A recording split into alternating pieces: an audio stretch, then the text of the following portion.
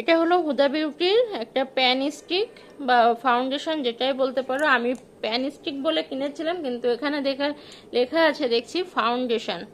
তো এই যে এটা হলো হুদা বিউটির ময়েশ্চারাইজিং ফাউন্ডেশন হোয়াইটনিং। তবে ভীষণ ভালো এটা। আমি এতদিন প্যান স্টিক বলেই জানতাম, কিন্তু এভাবে তো কখনো ভিডিও করিনি বা রিভিউ দিইনি। এটা আমি অনেকগুলো ইউজ করেছি, বাট আজকে ভাবলাম তোমাদের সঙ্গে একটা রিভিউ দিই।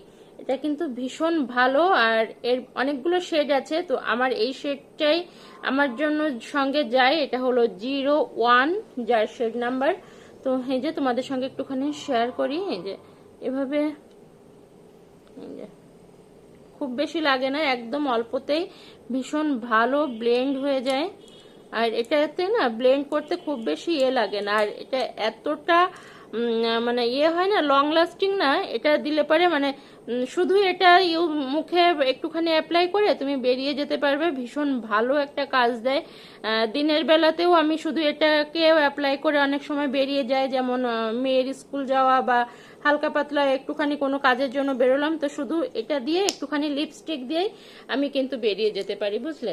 তো যাই হোক, এটা তোমাদের সঙ্গে শেয়ার করলাম। আর এর অনেকগুলো শেড আছে, তোমাদের তো শেড নাম্বারটা দেখিয়েও দিয়েছি।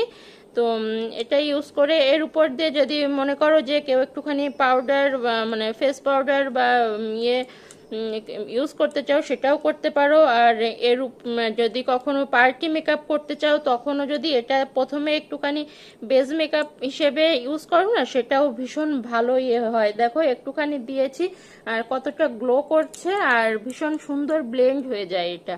তো এটাই তোমাদের সঙ্গে শেয়ার করলাম ছোট্ট একটা ভিডিওর মাধ্যমে। তোমাদের কেমন লাগলো অবশ্যই কিন্তু জানিও। ভিডিও ভালো লাগলে লাইক করো, কমেন্ট করো, শেয়ার করো। চ্যানেলে নতুন হলে অবশ্যই চ্যানেলটা সাবস্ক্রাইব করো। তো আজকের মতো টাটা, দেখা হবে নেক্সট ভিডিওতে।